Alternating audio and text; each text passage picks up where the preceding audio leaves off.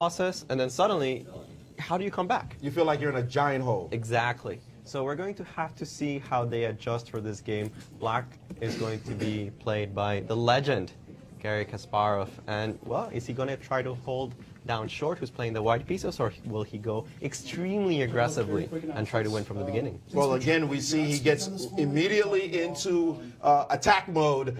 One thing we'd always talk about in the classical matches, Kasparov would be someone who was wont to keeping his jacket on, keeping the watch on until it was time to get down to business somewhere in the middle of the game, especially if he was confused. If he was not confused, the jacket would not come off and the watch would not come off. I'll tell you that much.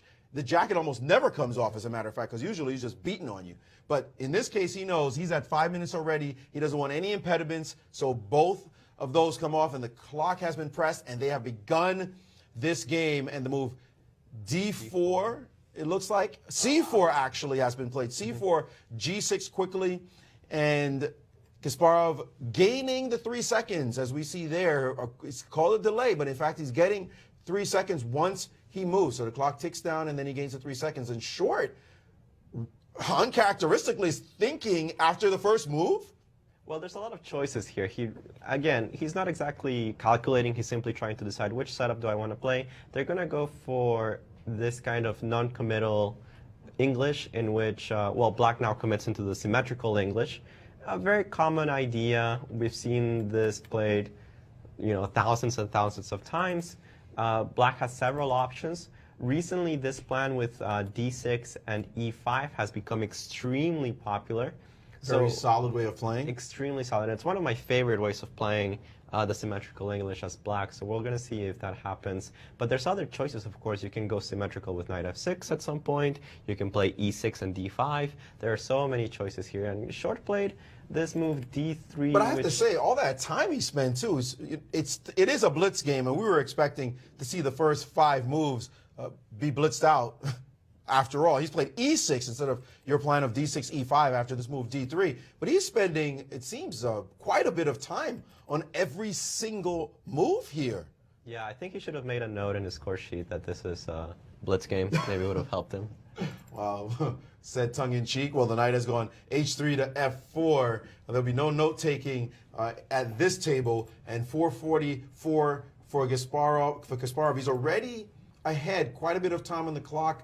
It seems simple enough for him to just castle. And like you said, maybe they're getting into blitz mode just after coming from those rapid games where you had the opportunity to think for a minute, 2 minutes. You can't do that here. You have to get into automatic mode. You watch one of the best players in the world.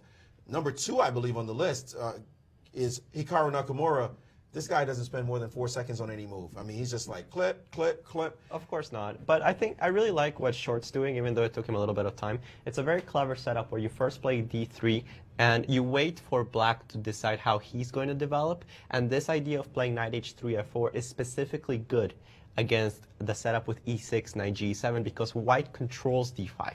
Therefore, D5 is impossible to be played. And now this idea, H4, you put some pressure on the king side. Kasparov responds with a very typical idea of H6, so that H5 can be met with G5, closing down on the king side. And the problem here for Black is that he doesn't get D5 in.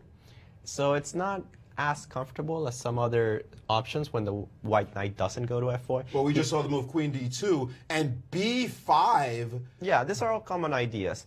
The point here is that white wanted to play B3, and Kasparov's not going to let him. He sacrifices a pawn in order to open up the queen side and to allow himself to play the very important move D5 in order to coordinate all of his pieces. So it goes a little bit on the spirit of the Benko gambit, but of course it doesn't exactly resemble it because of the pawn structure. But the idea is the same. You put a lot of pieces on the queen side, you attack that sector of the board, and since you are also controlling the center with your pawn on D5, you kind of ask Short, what's your plan? Well, Short is answered with a plan E4 himself, looking to blast open the position. And this game has gotten rich all of a sudden. Kasparov, he like perked up when he saw the move E4 and land on the board. He's like, I sacrificed a moment ago. I'm not expecting any rich responses like this one. That's a move. Is it good, though? It's interesting. He wants to force Kasparov to commit in the center. He doesn't want to just let this advantage of structure in the center go without any compensation. He wants to rip it apart. E4 makes sense. Is it a good move? It's not so easy to say. There are some problems with, for example, bishop a6. The knight doesn't have a lot of retreat squares. Oh, he did play bishop a6. Attacking that square and taking on d5, now attacking the knight on c6 himself. And Kasparov has taken on b5, allowing a pawn on c6, but albeit temporary, as it's been captured as well. Black is still down a pawn for the moment, but he's restraining White's position. His bishop on g7 looks excellent. And White's going to lose his best piece, which is the bishop on g2. His structure is not happy. He has a weakness on d3. He has a lot of problems developing his queen side. So yes, he's up a pawn at the moment, but finding moves is not going to be easy. And I spoke with a lot of people about blitz chess, and sometimes it doesn't matter what the position on the board is. It matters who has the initiative. And in this case, it does feel like it's black. I would be much more comfortable finding moves for black in this position than for white, even though white is up a pawn at the moment. But look at this last move, queen to c2, attacking the pawn on c5. And now e5 has been played, trying to displace that knight. If Short can get his bishop to the e3 square, he might be happy. And this e5 move has blocked the diagonal of his own bishop as well. Seems like a very interesting idea to push this pawn to e5. I think he wants to take control over the d5 square, maybe even land the queen there after trading off the bishops. So he's going for a lot of space advantage. You have to realize that a2 is also hanging in a lot of variations. For example, after e5, knight e2. Bishop takes on c6, knight takes c6. Right, I think that was kind of forced because of the forks on d5 after the trade of bishops on g2. Knight back to e2 has been played, guarding the entry and incursion on d4, and now Kasparov up a pawn, but needing to maybe down a pawn. Down a pawn, excuse me. Maybe to prove a little bit here, because White's position is very solid. His d pawn, though, quite weak. It looks like solid but not developed. I'm a little worried about, for example, knight b4. I think you have to take on c5. And then knight takes d3, followed by an idea like e4. I just don't believe black can be worse. There's so much pressure on the queen side. White's so underdeveloped. I'm not saying he's necessarily that much better. Okay, rook to c8, followed by bishop to d2 instantly, and they're both feeling the pressure off the clock. And that rook leaving the a file, I'm not sure it was the best decision by Kasparov, and the bishop out to d2, and now his queen is hovering. He's played the move queen to d7, positional type move. Right, you're attacking some of the light squares on the king side, and you never know when a queen can go to h3 and suddenly cause a lot of harm. Rook a d1 has been played. Rook a d1, a little passive. He just wants to control the d3 square, make sure that nothing's hanging. And f5, f5, talk about an aggressive move in this position. That doesn't look like he was looking to build up on the queen side in any way. This is just go attack him. f4 maybe coming next with f3 and queen h3. The plan is not subtle. It's just hard to parry. Well, so now we're gonna have f4 to see. in reply. Short not wanting his piece to come under attack, and king to e7, h7, and then bishop to c3. And it looks, at least for the moment, White has dealt with most of the issues, although knight to d4 could be played here. Right, knight d4, I would assume that I don't have to actually take this knight, but I don't like leaving it either. And Kasparov at 154 and counting, and he has played knight d4 and queen d2 in response, leaving the knight on that square. Short with a huge edge on the clock, over 30 seconds, and now e takes on f4 by That's an interesting Kasparov. decision. Interesting decision to take, because it allows me to play, for example, knight takes f4 at the moment. It also allows me to take with the rook. It gives White a couple of more options than I would have liked to do. And then, yeah, he did take with the rook. Suddenly, the knight on d4 doesn't feel as comfortable as it would in other lines. He has to make sure that the pawns on the queen side don't just become two free passed pawns. So Kasparov has to prove something. And bishop takes on d4, c takes d4. That bishop, not exactly a picture, painting a pretty picture on the square g7. I don't know. I'm going to get it to e3 faster than you think I am.